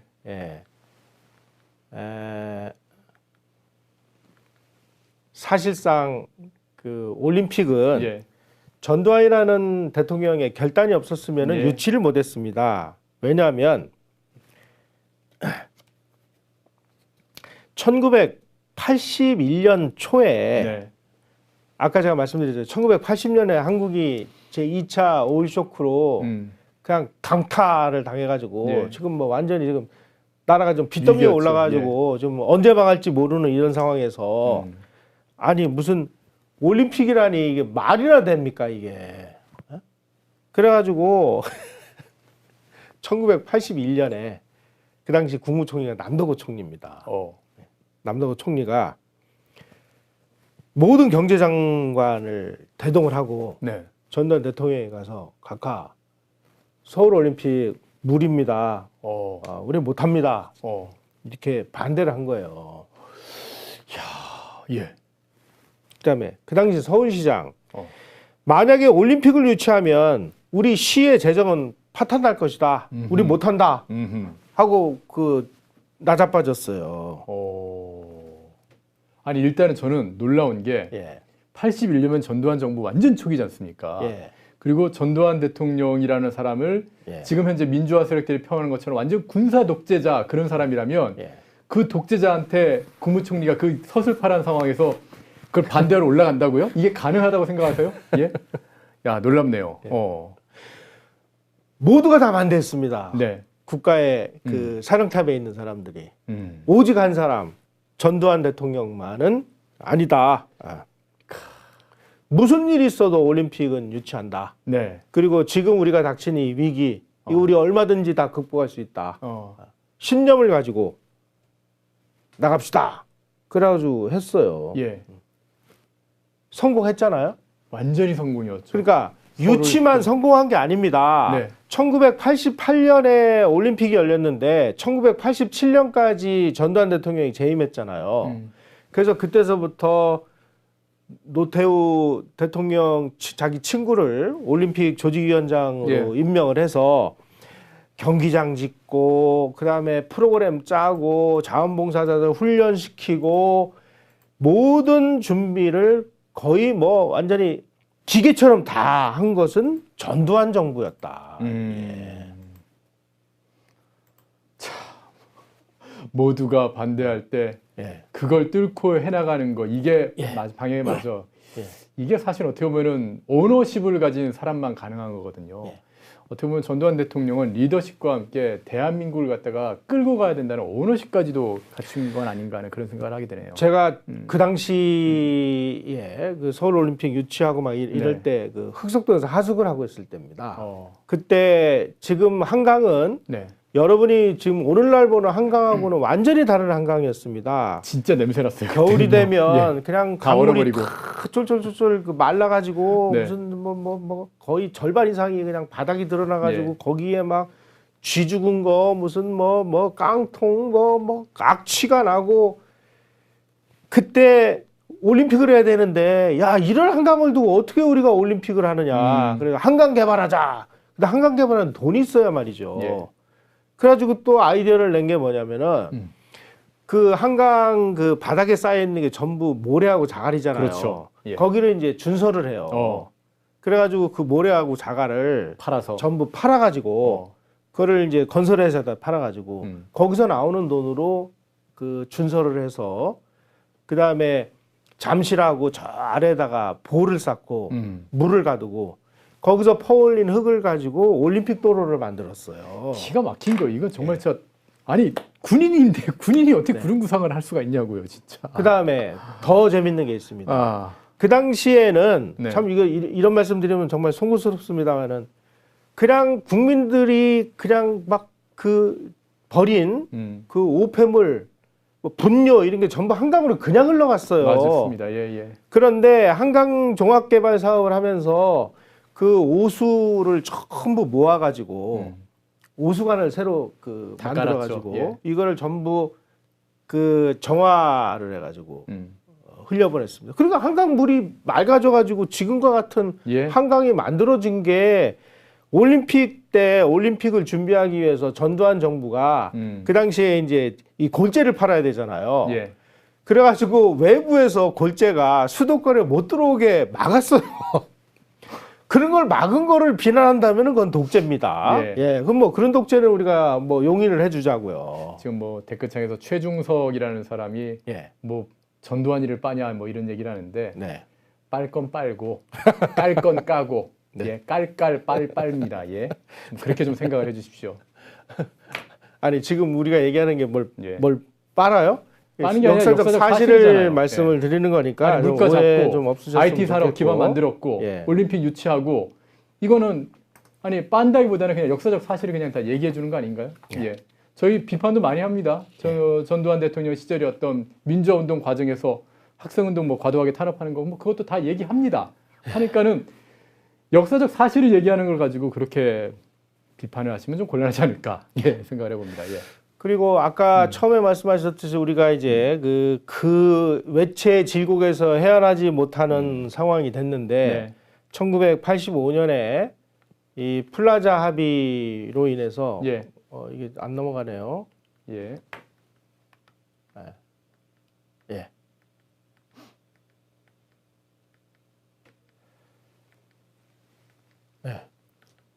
플라자 합의로 인해서 우리가 이제 3저 그 호황을 맞아가지고 86년, 87년, 88년, 이 85년부터 박정희 대통령이 건설하고 예. 전두환 대통령이 중화공업을 그 구조조정을 한 이것이 대폭발을 하기 시작을 했어요. 예. 그래가지고 연속 그 100억 달러가 넘는 무역 수지 흑자를 3년 연속 달성을 합니다. 예. 그래가지고 그동안에 우리가 이 박정희 대통령 시절에 이 중화공업을 건설하기 위해서 해외로부터 빌려온 해외 빚 한 번에 다 갚아버렸습니다. 그러니까요. 예. 1876년에 우리가 이 개항을 했습니다. 네. 개항을 한 이후에 110년간 우리는 끝없는 무역 수지 적자에 시달려 왔어요. 드디어 전두환 대통령 시절에 역사적으로 무역 흑자국으로 전환한 거예요. 이렇게 해서 이제 무역 흑자가 돼서 어느 정도 이제 그 여유가 생기니까 예. 그 무역 흑자를 어디다 썼느냐. 이제는 우리가 어려운 사람들에게도 어느 정도 이제 그 먹고 살 수 있는 길을 열어줘야 되는 거 아니냐. 그래가지고 이때 복지 정책을 시작을 합니다. 1986년 9월에 전국민 의료보험을 실시. 그 전까지만 해도 박정희 대통령이 이제 설계를 했죠. 예, 설계를 예, 해서 기업인들, 뭐 공무원들 위주로만 하다가 이것을 전국민으로 확대한 것은 바로 전두환 정부 시절이었고 국민연금제도를 도입한 것도 전두환 시절이었습니다. 예. 최저임금제를 실시한 것도 전두환 시대였어요. 예. 이런 건 왜 인정을 안 합니까? 또 광부, 농어민, 도시 영세민 같은 사회적 약자에 대한 지원을 늘리고 장애자 교육 기회를 확대하고 저소득층에게 주택 공급을 확대한 것도 전두환 시대였어요. 참 좌파들을 보면은 말로는 뭐 예. 복지며 뭐 인권이며 사람이 먼저다며 뭐 그런 소리를 하는데 예. 사실 그 사람들 까보면은 거기에 이제 빌붙어서 윤미향처럼 어쩌면 위안부 할머니들 팔아서 고열을 빨아먹는 그런 짓들을 하잖아요. 예. 근데 진짜 보수는 그리고 진짜 리더들은 예. 야 국가 내에서 인심 나는 거야 하면서 나라를 일단 안정시키고 잘 살게 하고 빚부터 다 갚고 예. 문재인처럼 빚내서 나눠주는 게 아니라 빚부터 다 갚고 나서 국간을 든든하게 만든 다음에 복지를 하는 거군요. 예. 그래서 영국의 대단하네요. 그 이코노미스트지가 그 당시 그 전두환 정부 시절을 뭐라고 평가를 했느냐. 한국의 소득 분배는 어떤 개발도상 국가보다 양호하다. 미국이나 영국보다도 나은 편이다. 세계 어디서도 찾아볼 수 없을 정도로 경제 발전, 교육 발전, 소득 분배 면에서 큰 성과를 거뒀다라고 더 이코노미스트지가 평가를 했습니다. 야, 그 젊은 친구들이 뭐라고 전두환 대통령을 부르는지 아세요? 모릅니다. 엔젤 두환, 그래서 엔두라고 부르거든요. 그 전까지만 해도 전땅크라고 불렀는데 땅크라고 그랬는데 요즘 예. 친구들은 이제 엔두라고 이렇게 부르는데 예. 이코노미스트가 엔두, 예. 천사 전두환, 네. 서민들에게 복지를 주는 천사 전두환으로 인정을 해버렸네요. 예.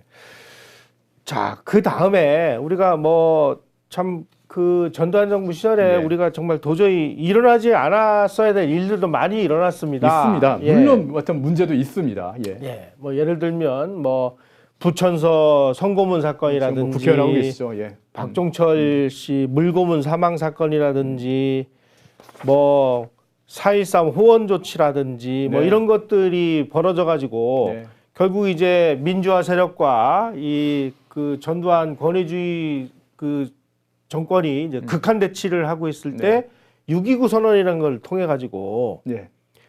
하루아침에 민주화 세력과 산업화 세력이 타협을 하잖아요. 예.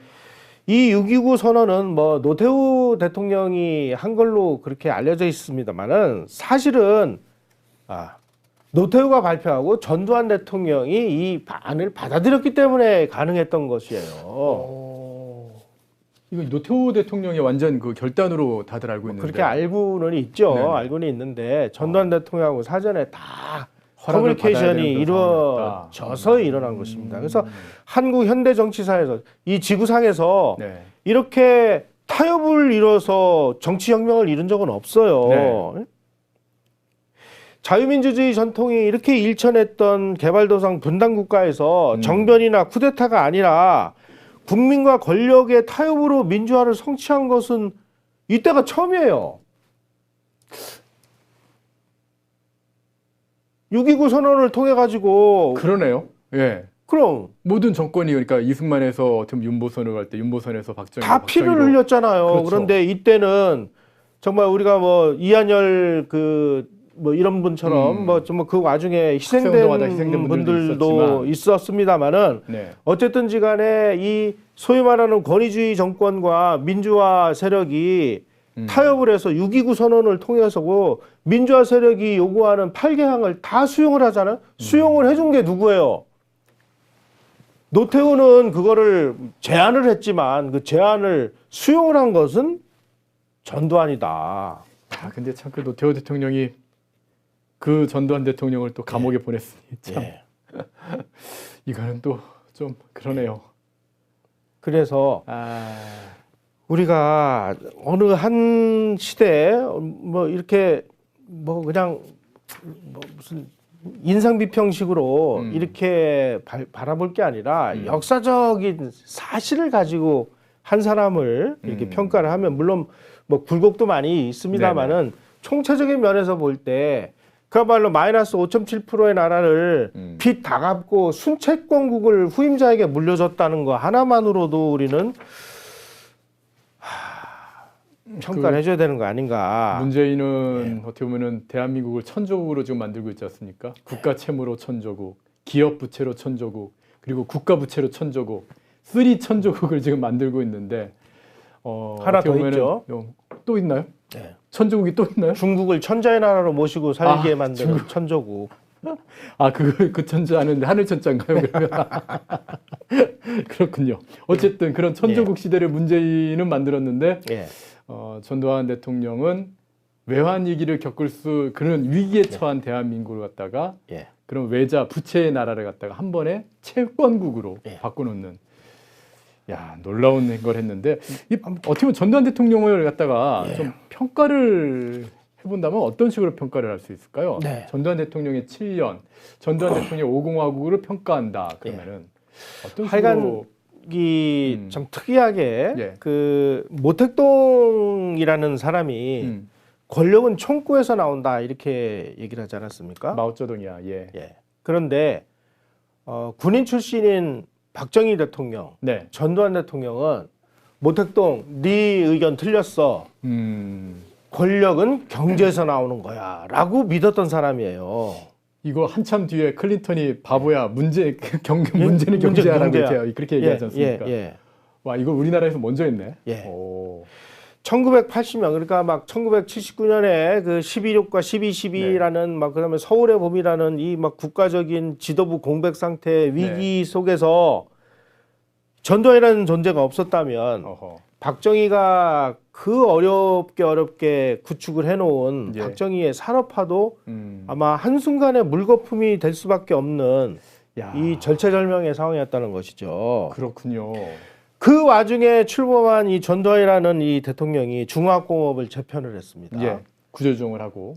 그 다음에 정부 주도의 발전국가 시스템을 이거 가지고는 안 돼. 이제는 민간과 기업 주도의 그 자유시장 경제 시스템으로 바꿔야 돼. 그래서 바꿨어요. 그러니까 개방을 하고 전 세계와 경쟁하는 그런 시스템을 만들었고요. 그래서 박정희의 이 근대화가 비로소 전두환에 와서 완성이 됐다는 거예요. 그래서 아마 그 시절에 전두환이라는 사람이 등장하지 않았다면 한국인들은 보다 더 일찍 더 많은 자유를 향유하게 되었을지는 모르겠습니다. 하지만 아마 경제는 다른 방향으로 빠져들었을 가능성이 매우 큽니다. 집권 과정에서 정통성의 하자가 있었던 것은 사실입니다만은 박정희 대통령도 이루지 못한 한국 경제 안정이라는 부분에 관해서는 전두환의 성과를 인정해줘야 된다. 어떻게 보면 박정희 대통령의 그 한강의 기적이라고 하면서 그 산업화에 굉장히 좀 어떻게 보면 보수 진영에서 추앙을 하고 있지 않습니까? 근데 그게 전두환 대통령이라는 인물이 없었으면 김영삼, 김대중이 더 일찍 들어오면서 그 박정희 대통령이 만들어놨던 그 발판들이 다 무너지고 물거품이 될 뻔했었다.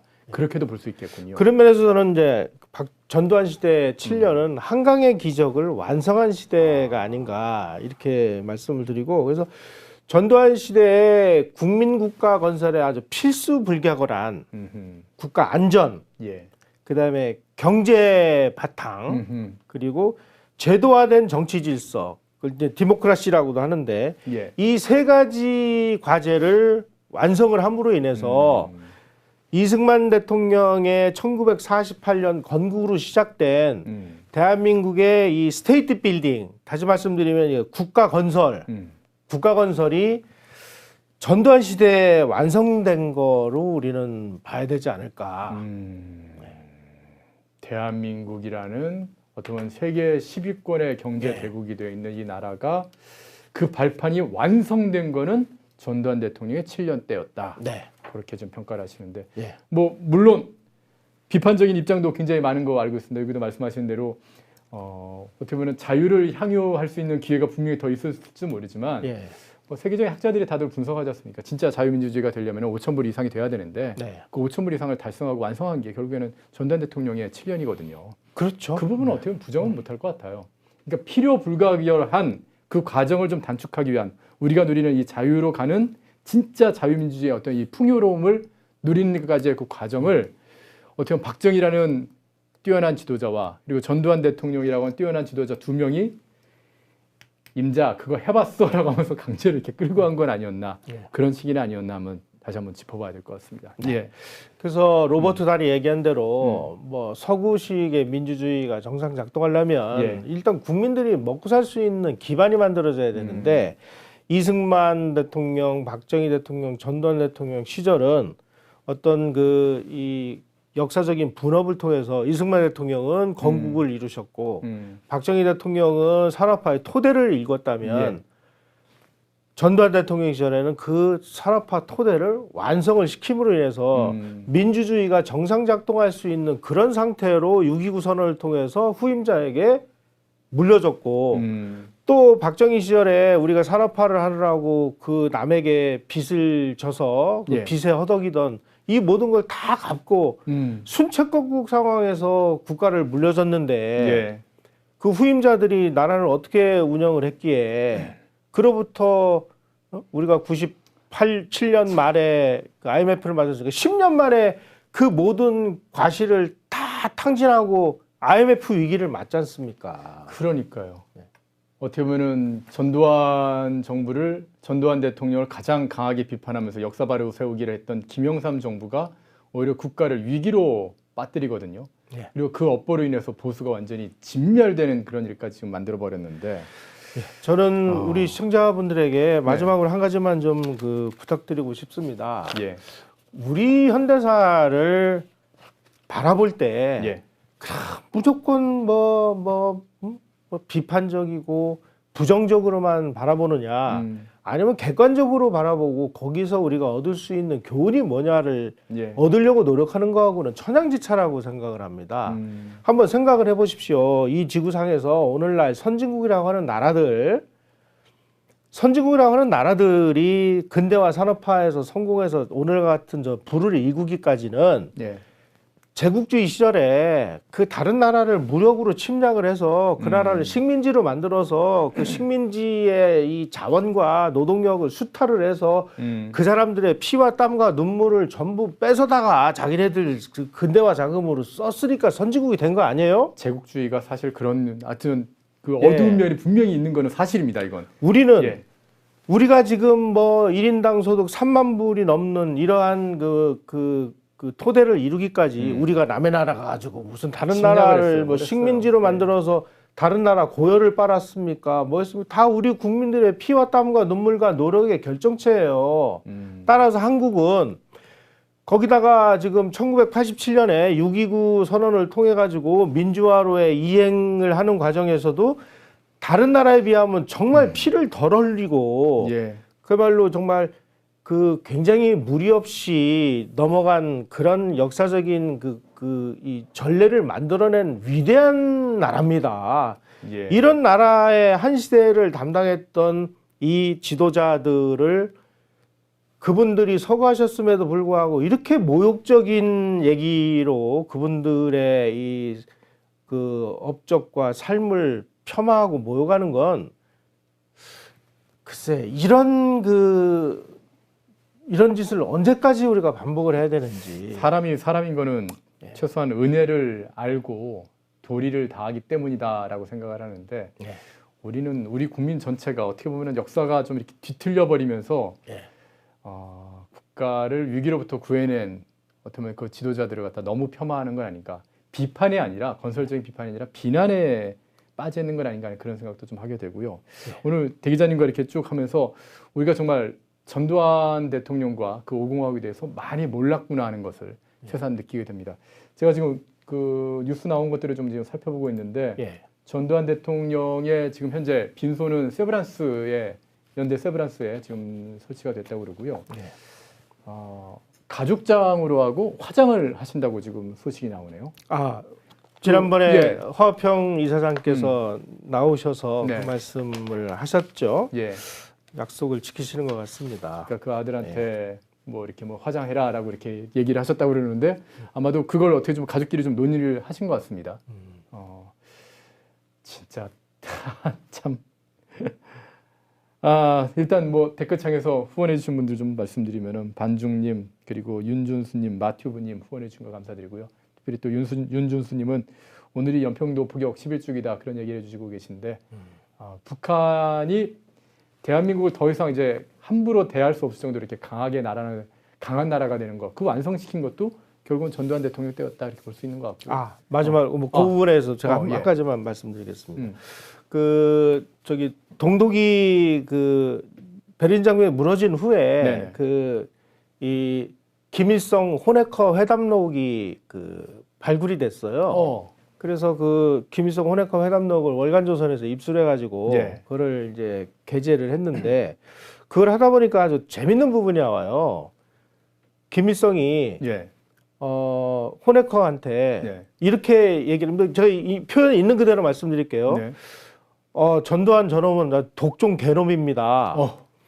우리 병사들이 비무장지대에서 네. 실수로 오바를 했는데 네. 저 독종 개놈이 네. 우리 그 진지를 뭐 완전히 다 아주 막 박살을 내버렸습니다. 뭐 이런 대목이 나와요. 그게 전두환 대통령 시절인가요? 아니면 그 전두환 대통령 시절에도 그런 일이 있었습니다. 그 당시는 아니 오죽했으면은 그 김일성이 아웅산에다가 그 특공대 보내가지고 전두환 대통령을 암살하려고 했겠습니까? 꼼짝을 못한 거예요. 전두환 대통령이 칼기 폭파도 있다. 대통령으로 있는 동안은 예. 어디 감히 뭐 비무장지대 이런 데서 우리 초소에다가 총을 쏴요. 아, 반쯤은 묵사발을 만들어 놨어요. 그랬군요. 예. 야, 오늘 특집 방송으로 저희가 준비를 해서 우리는 전두환을 몰랐다 이런 제목으로 했는데 어떻게 한 가지만 더 말씀드릴게요. 또 있습니까? 예, 한 가지만 더. 예. 그 김신조가 청와대에 습격하기 위해서 1월 21일 날 예. 124군 부대 특공대를 보냈다가 이제 저 자문국에서 예. 그 이제 자살하고 막 예. 다 일망타진 김신조는 뭐 당했잖아요. 잡히고 예. 그 후에 전두환 대통령이 일공수여단장이 됐습니다. 네, 네. 그때 그 공수부대를 네. 평양으로 가가지고 평양의 주석궁을 확 까버리기 위해서 특수훈련을 시켰어요. 오. 야간 천리훈련 뭐 이런 천리행 이런 거 해가지고 복수하기 위해서. 그 왜 영화 실미도에 나오는 것 같은 그런 장면들이 그러면 일공수 여단에서 있었던 건가요? 그러면? 예, 일공수여단장 때. 예. 뭐 그런 분이었습니다. 지금 우리 문민시대 북한에 설설 키고 뭐 지금 남한 대통령이 문재인인지 김여정인지 잘 모를 정도의 이런 상황이 된 것과 비교를 해보시면 예. 그 당시에 우리가 얼마나 에너지 넘치는 에너제틱한 그런 사회였는지 아실 수 있을 거예요. 예, 댓글창에서 지금 전두환 대통령 현충원에 모셔라 그렇게 말씀을 하시는데 일단은 가족들의 지금 뜻이 좀 모여서 화장하는 걸로 지금 결정이 됐다고 그럽니다. 아니 현충원에 모신다고 하면은 저 좌익들이 그냥 놔두겠습니까? 이게 우리의 민도라는 거죠. 예. 우리가 모르고 계속 있으면요, 결국엔 좌파들이 역사를 다 왜곡시켜가지고 대한민국을 부정해버리고 맙니다. 저희 펜앤드마이크는 계속해서 이런 방송들 많이 만들 테니까요. 예, 재화킹님 명복 빌어주셨는데요. 후원 감사드리겠습니다. 저희 펜앤드마이크는 대한민국의 근현대사부터 해서 진짜 대한민국 역사를 바로 세우는 일을 계속해서 매진하겠고요. 많이 좀 관심 가져주시고 주변에도 널리 좀 홍보를 해주시기를 부탁을 드리겠습니다. 전두환 대통령께서 향년 90세를 일기로 해서 서거하셨다는 그 소식을 듣고 나서 저희 김웅삼 대기자님하고 급하게 만든 방송이었습니다. 그래도 여러분께 좋은 정보를 제공할 수 있는 것 같아서 또 댓글에 많은 댓글을 달아주셔서 감사를 좀 드리겠고요. 저희가 이 오공화국에 대해서는 지난 10월부터 해서 쭉 방송을 준비하고 있으니까 오공화국 역사의 증언 시리즈도 함께 많이 좀 봐주시기를 부탁을 드리겠습니다. 1시간 반 동안 함께해 주신 여러분께 다시 한번 감사의 말씀드리겠고요. 후원해 주신 분들에게도 다시 한번 감사의 말씀드립니다. 예, 대기자님 고생 많으셨습니다. 네.